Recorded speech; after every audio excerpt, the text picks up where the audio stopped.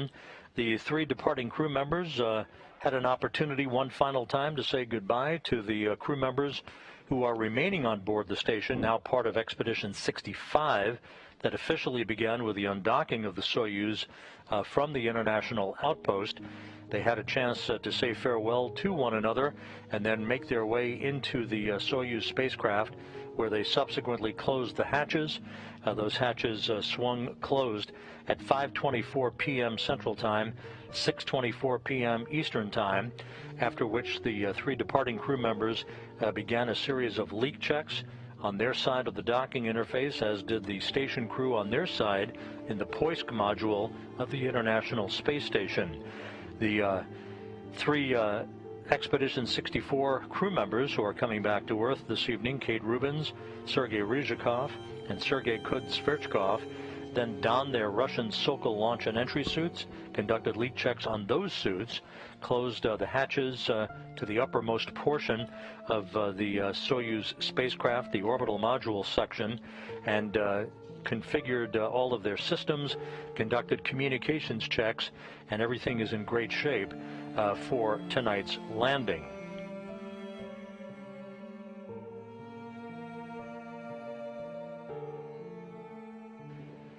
At 8:34 p.m. Central Time, 9:34 p.m. Eastern Time, as the International Space Station flew over the Mongolian-Chinese border, hooks were opened between the Soyuz and the Poisk module.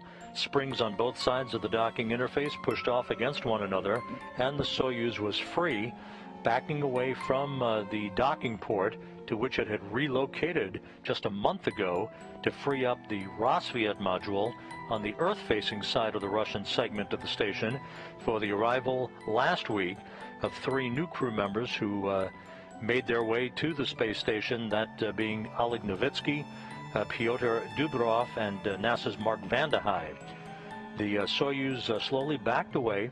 There were two firings of Soyuz thrusters and a pair of separation burns to maintain an opening rate and increase that opening rate from the International Space Station, a mission of 78.4 million miles.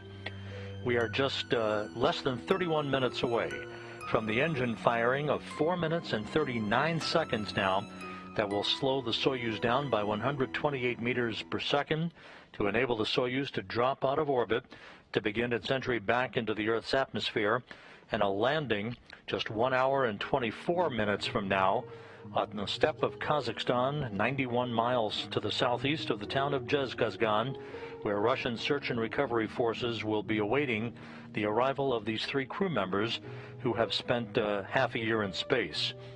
Everything is in great shape aboard the Soyuz spacecraft. All the systems are checked out, ready to go. Just a short time ago, just a few minutes ago, the director of the Cosmonaut Training Center in Star City, Russia, Pavel Vlasov, who directs the Gagarin Cosmonaut Training Center, radioed up to the crew that conditions at the landing site are calm and peaceful. He described the air as fresh with low humidity and said the landing site has the smell of spring.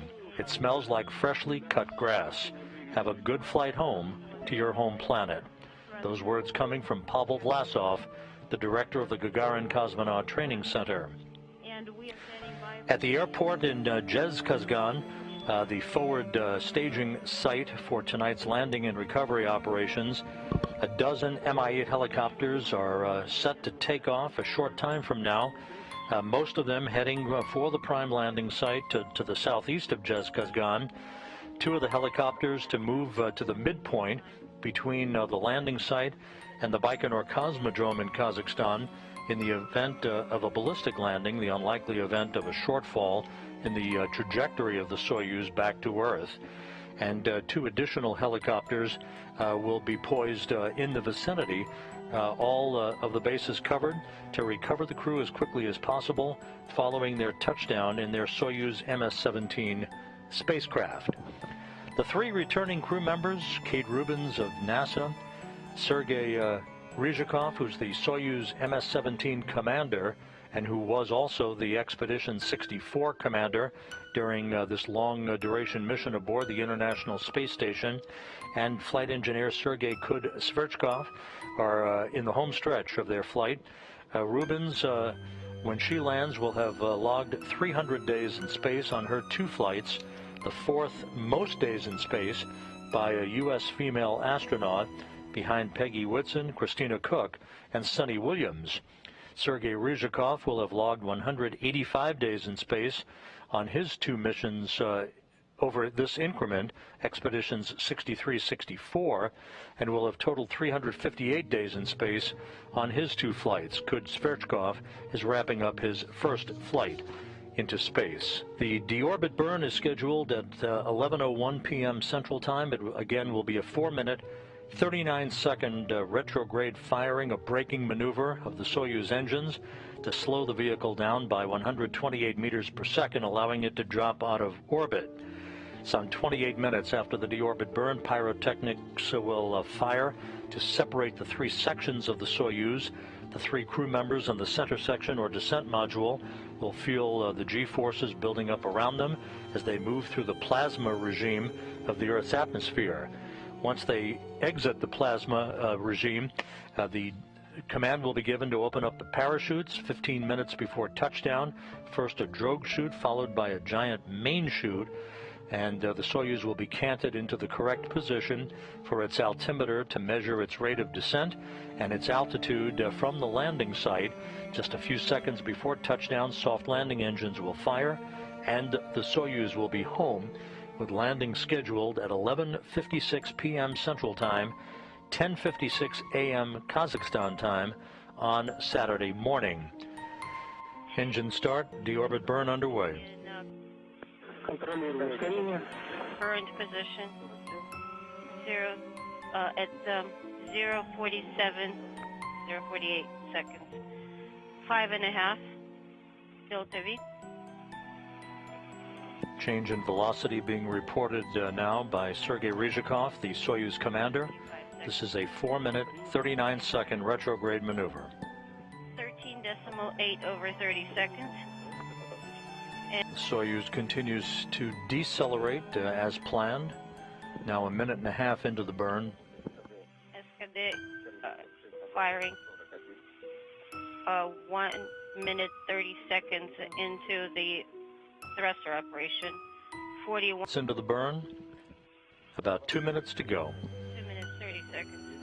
68.9 delta V. And the deorbit burn is complete and reported to have been perfectly executed. Kate Rubins, Sergey Kud-Sverchkov, and Soyuz commander Sergey Ryzhikov on their way home. Control center that module separation has occurred on time. The Soyuz descent module, with the 3 crew members strapped in their seats in their Sokol launch and entry suits, are barreling toward the landing site southeast of Dzhezkazgan. The next major event some 3 minutes from now, when the vehicle enters the Earth's atmosphere at an altitude of 100 kilometers.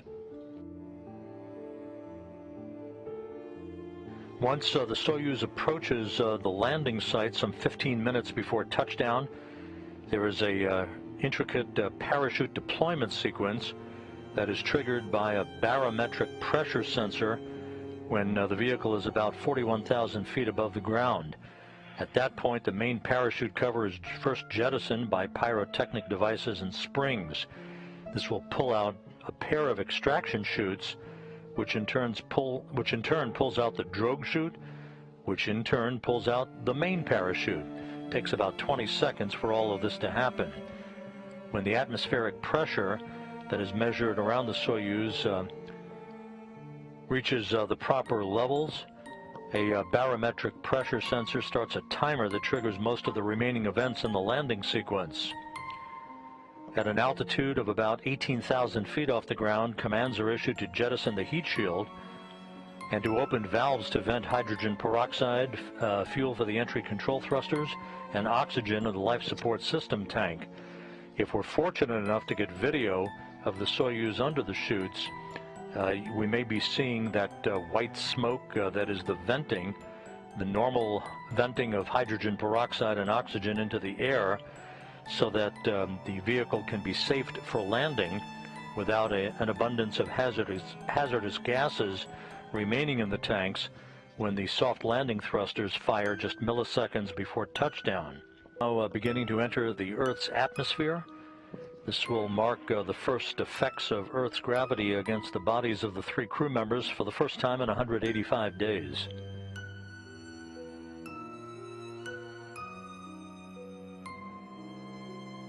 The Soyuz spacecraft should be emerging from this plasma regime about a minute from now, and as it approaches the landing site, communications should be established through the search and recovery forces in the Antonov 26 fixed-wing aircraft around the landing zone, serving as a command and control relay station.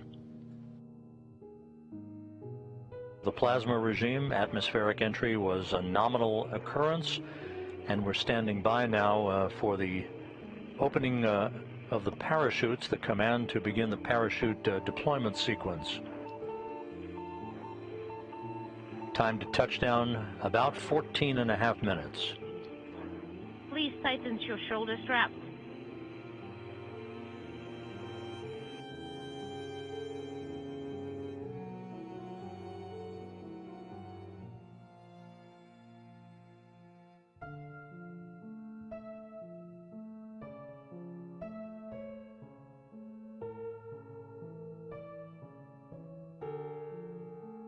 This is Mission Control Houston, and there it is, Soyuz MS-17 under its main parachute, and as we described before, the white smoke is the nominal venting of hydrogen peroxide and oxygen into the atmosphere right on time, right on schedule, with landing planned about 10 minutes and 50 seconds from now.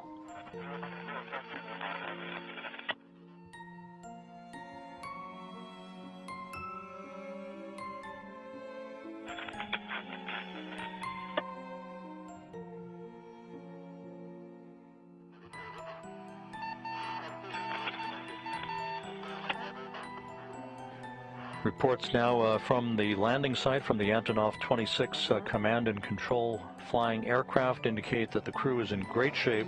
They've reported everything is nominal on. Very inaudible. Don't worry, this is not a fire.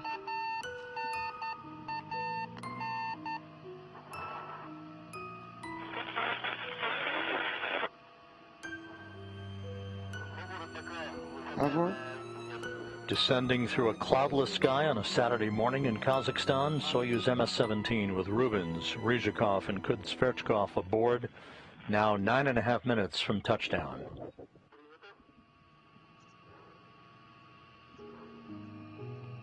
Are you ready?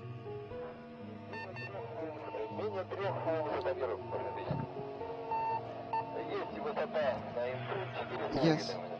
4.5 is the altitude on the info panel.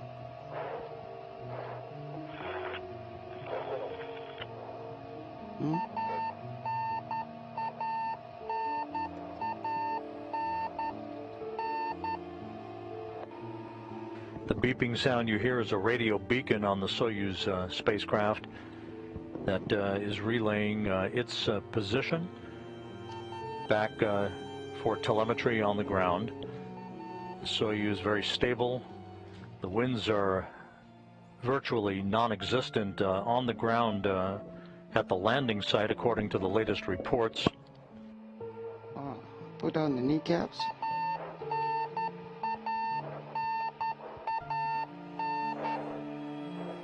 Russian Mi-8 helicopters with the search and recovery forces and the embedded NASA personnel are now circling the landing zone, preparing to touch down in sequential fashion within minutes after the Soyuz lands.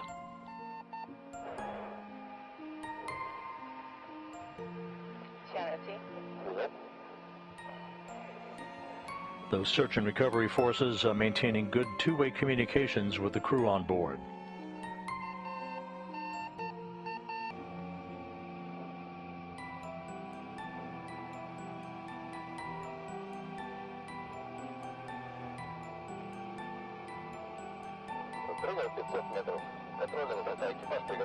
Copy. 500 meters. Crew, get ready for landing.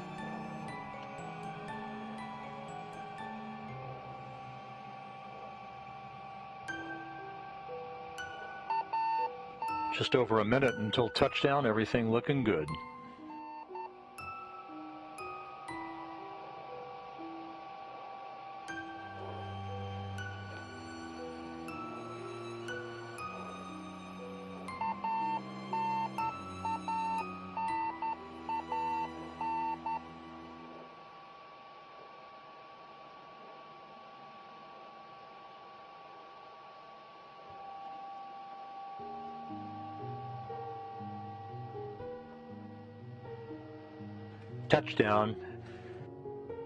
Touchdown confirmed at 11:55 p.m. Central Time, 12:55 a.m. Eastern Time, 10:55 a.m. in Kazakhstan on a Saturday morning.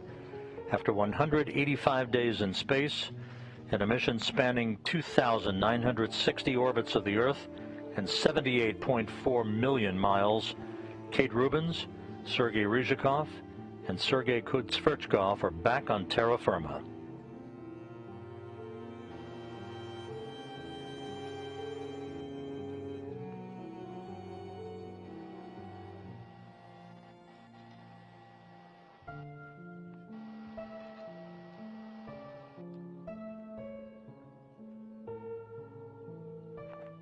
At this point, the Russian Mi-8 helicopters with the search and recovery forces in tow will begin to descend one by one, first to erect an inflatable medical tent nearby the capsule, and then begin the process of extracting the crew.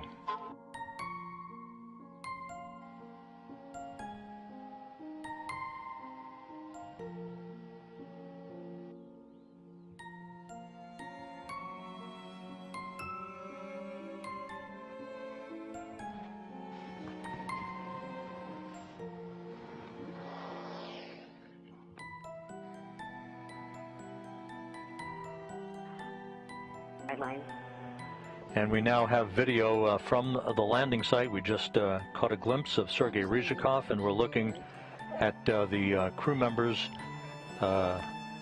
being extracted and other technical personnel clamoring at the very top hatch that you described a moment ago. Ryzhikov is smiling, being attended to by the usual complement of Russian search and recovery personnel. Blood pressure, 94. Heart rate. Ryzhikov having completed his second flight into space, 358 days on his two missions. 176111. Ryzhikov served as the Expedition 64 commander before handing off command of the International Space Station on Thursday to Shannon Walker, the NASA astronaut who will herself be handing over command to Aki Hoshide on April 27th after Hoshide arrives on board on the SpaceX Crew Dragon vehicle, which is scheduled for launch next Thursday.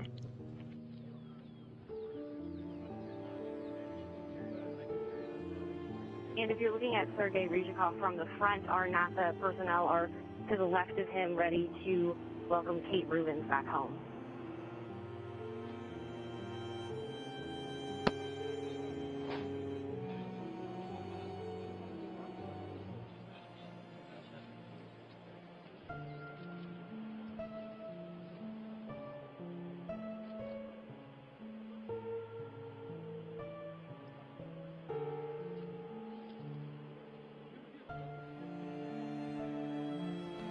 You're watching Look at the top ledge. live television from the landing site in Kazakhstan to the southeast of the town of Dzhezkazgan. Sergey Ryzhikov out of the Soyuz MS-17, awaiting the extraction of the other two crew members. The crew commander. Parameters. Please do not. On the right, carrying a bouquet of flowers, is cosmonaut Yuri Malenchenko from the Gagarin Cosmonaut Training Center. Presumably that bouquet of flowers to be handed to Kate Rubins after she's out of the Soyuz. 35 by 85. And Rob, it looks like one of the personnel just went into the Soyuz to help the extraction process right now.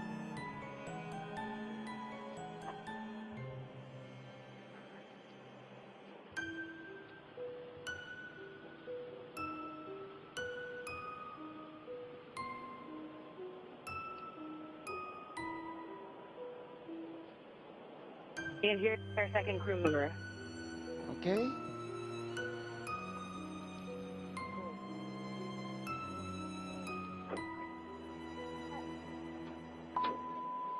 Rob, Kate Rubins is outside of the capsule right now, giving high fives and all smiles. Saying at Kate, Here, right here. welcome home. And here she comes. And even 300 days in space on her 2 missions, Kate Rubins is home. Rob, lots of laughs and smiles right now as Kate is coming down. Let's slide down. Okay, here. Hold her and let's go. And she's being brought over to her chair right now.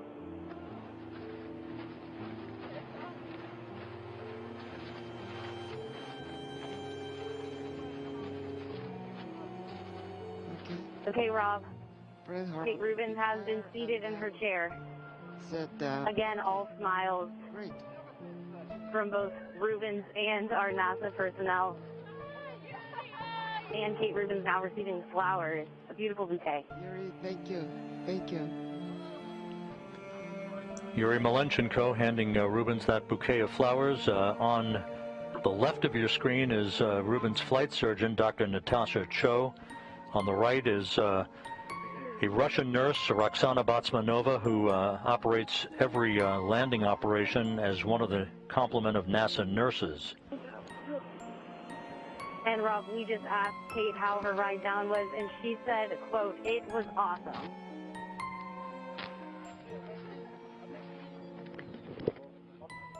Please step back.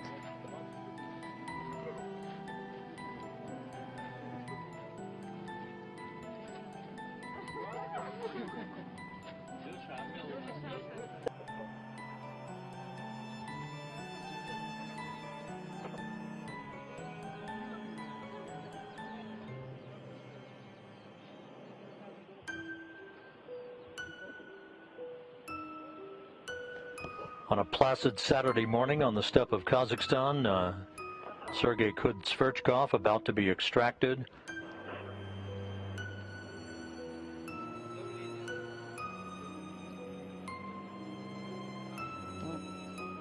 Pressure? No. Oxygen. Oxygen 95.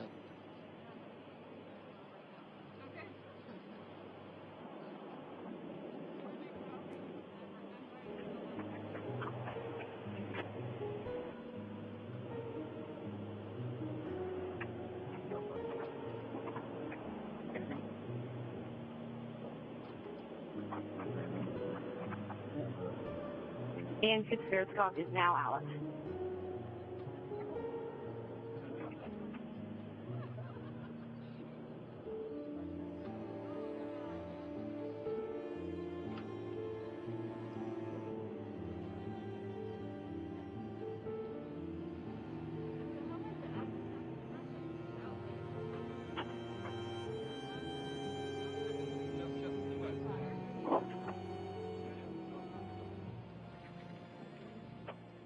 The measurements have been taken and I will give it to you right away.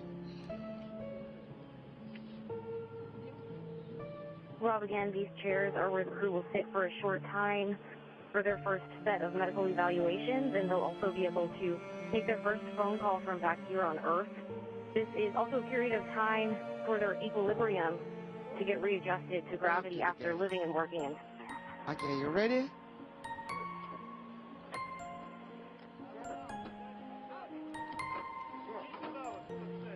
And Kud-Sverchkov is now being carried over to his chair. So all 3 crew members now extracted and seated.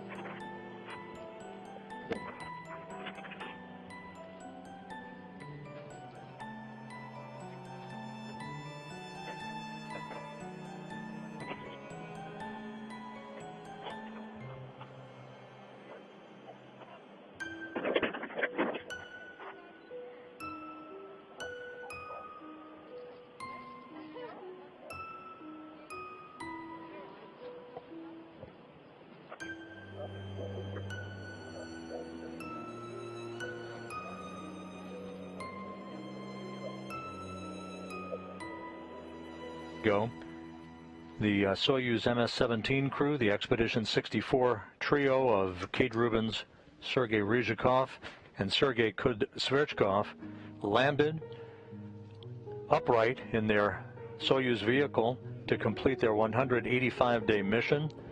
You just caught a glimpse a moment ago of the nearby inflatable medical tent, the orange tent, that they will be carried into a few moments from now to begin medical tests before boarding individual helicopters for about a 2-hour, 15-minute flight back to the staging city of Karaganda.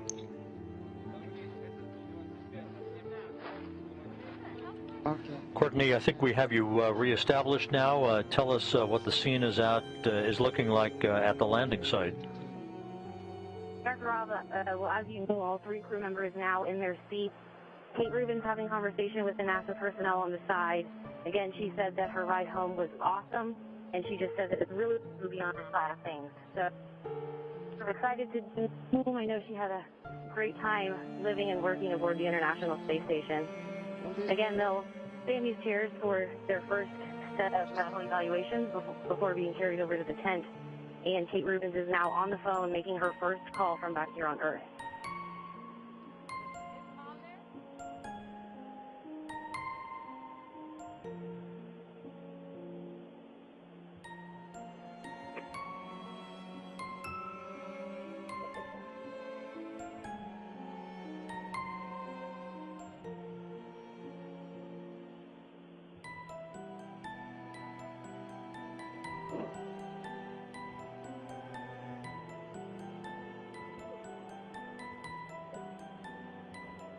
Kud-Sverchkov, having completed the first mission in his career of 185 days that included a spacewalk last November with Sergey Ryzhikov outside of the Poisk module that served as an airlock for the first time for a Russian spacewalk. That Poisk module was the departure point earlier this evening for the Soyuz MS-17.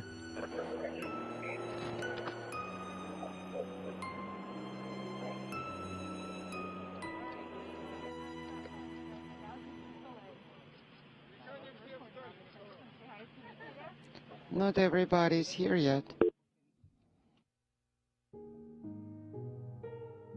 And Courtney, even in the remote steppe of Kazakhstan, there's always time for a photo opportunity.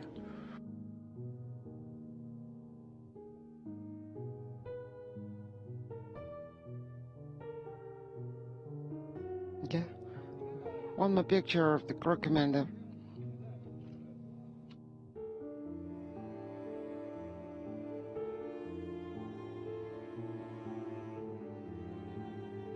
We should be seeing the crew hoisted in those chairs to be brought into the medical tent momentarily.